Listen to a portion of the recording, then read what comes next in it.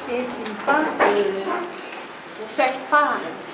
de la joie de la noce après la conclusion de l'accord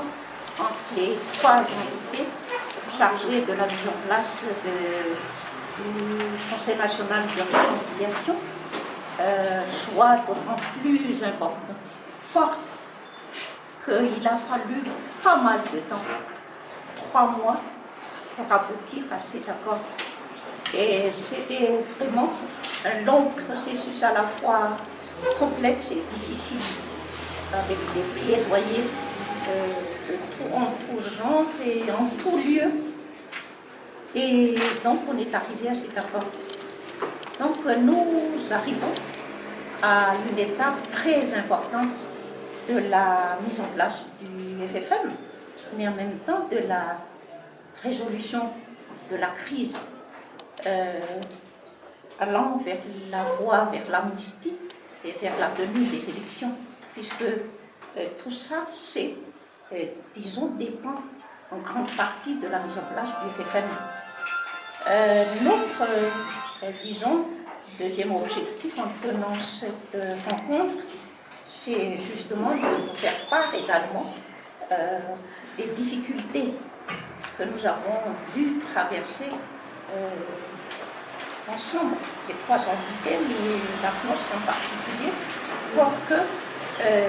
l'idée essentielle selon laquelle il faut mettre un système de sélection autre que celui que nous avons mis antérieurement doit donc être mise en place pour répondre effectivement à la fois aux valeurs identitaires même de la société civile, c'est-à-dire les valeurs, les principes d'ouverture, de transparence, d'objectivité, d'intégrité et d'égalité, et en même temps de répondre aux attentes de la population et aux intérêts même de la nation tout entière, avoir un FFM à la fois crédible, en lequel toute la nation a confiance. Notre troisième objectif, c'est qu'il faut que tous nous nous épaulions, vous en particulier, les travailleurs de la presse qui jouent un rôle très important, pour ne pas dire décisif, dans l'avancement ou dans le recul de la solution correcte de la crise malgache. Parce qu'avec les informations que vous envoyez dans la presse, dans la radio, dans la télé, les gens espèrent ou les gens désespèrent ou les gens ne savent plus où aller. Donc là, vous avez un rôle très important à jouer et nous devons nous épauler, nous, la société civile, les trois entités, la CNOSC, l'opinion publique,